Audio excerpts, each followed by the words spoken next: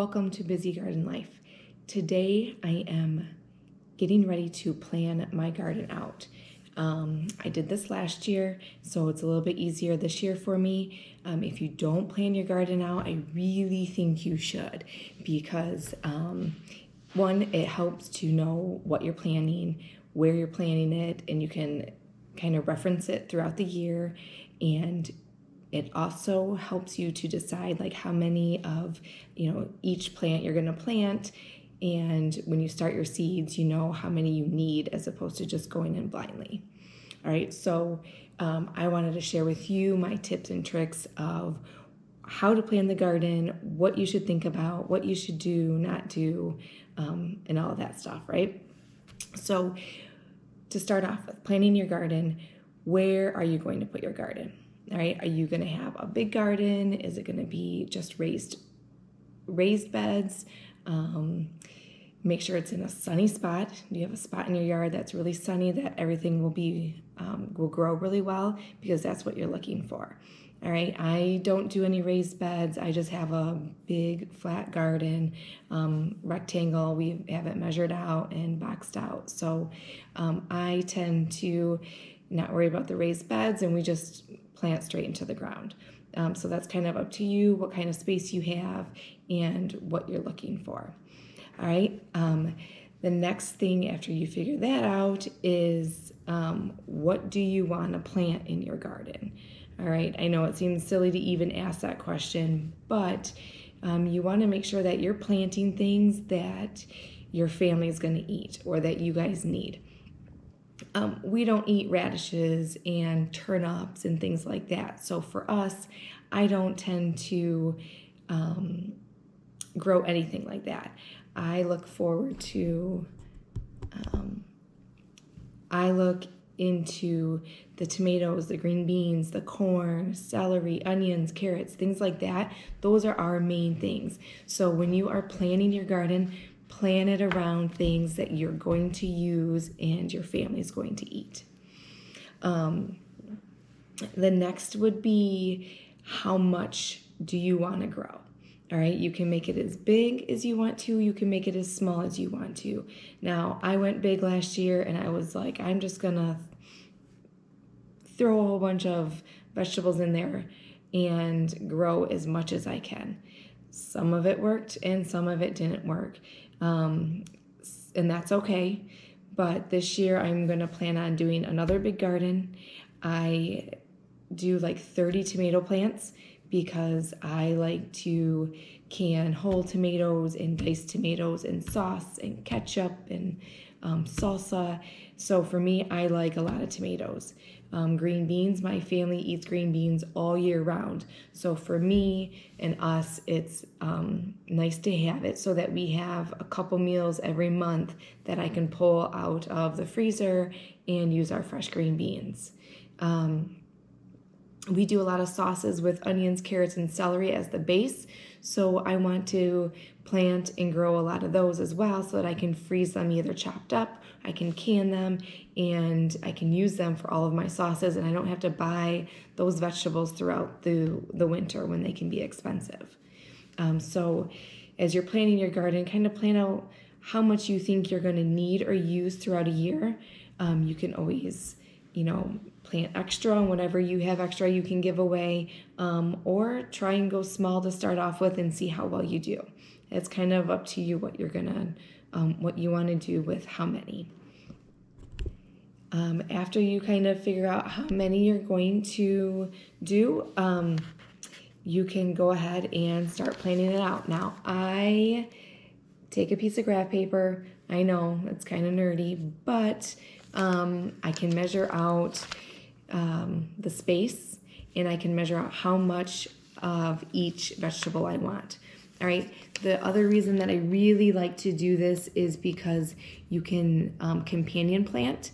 It's a great way to plant vegetables that prosper together, and then you have also flowers that you can plant next to some of your vegetables that help to deter some of the pests. And so I use the Farmer's Almanac website. They have a companion planting chart. I can post a link in the comments if you want. That way you can kind of just click on it and upload it. It doesn't encompass everything by any means, but for me, it was a really good starter point into where I wanted to plant vegetables next to what. So for instance, like corn and beans and squash, it's called the Three Sisters. Those typically grow very well together. So on my chart here, you can see I have the corn, and then I have a bean trellis and some zucchini right next to it. All right. Another good companion are your tomatoes. So I have tomatoes there, and then peppers and onions. Those tend to grow really well together as well. So tomatoes and basil go really well together, and chives. So I tend to plant a lot of that together. In addition, there's a lot of flowers that you can plant with your vegetables. So marigolds are a great flower to plant throughout your garden, mainly for pests. It helps to deter a lot of the pest away from your vegetables.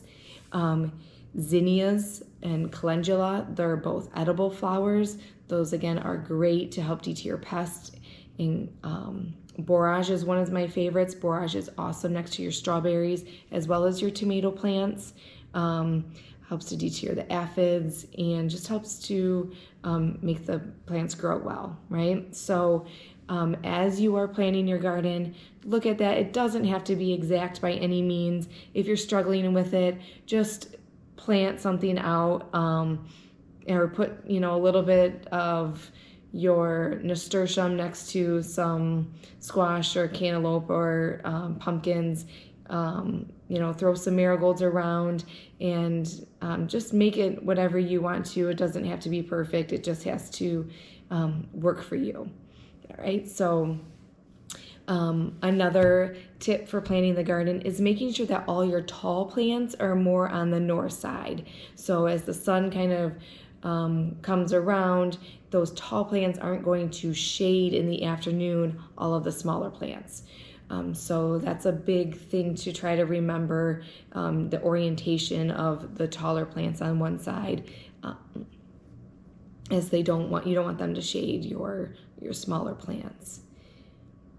After you have all of your planting done, I will show you, my garden. I'll kind of give you another up close picture of what I have planned. And from here on out, what we're going to do with our plan is we are going to start our seeds in the next month.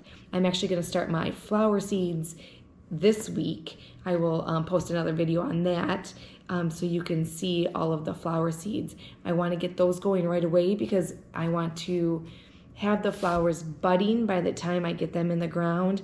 That way it's bringing the bees to the area and my flowers are already kind of deterring all those pests and those bugs away from the vegetables when I get ready to plant them. So we'll plant the flowers next week, and then in the next month we're going to start our progression of planting the seeds. So my tomato seeds I'm going to plant around 6 weeks before they would go in the ground. Beans are about 4 weeks, and I will kind of go along with you when I'm going to start those seeds. You can get that information on the back of the packet of your seeds. So if you have not bought your seeds yet, do so. Make sure that you're buying heirloom seeds. The heirloom seeds are the ones that you can dry and reuse every year. They don't end up going bad or not producing anymore. So make sure they're heirloom seeds. Get those going if you haven't. That way you can look on the back to see when you do need to start planting your seeds indoors in order to make them ready for the outdoors. All right, so here's another look at my plan, my garden plan, and then go ahead and just follow me over the next couple weeks and we will get the seeds going and I will kind of show you how I transition all of this into my garden this year.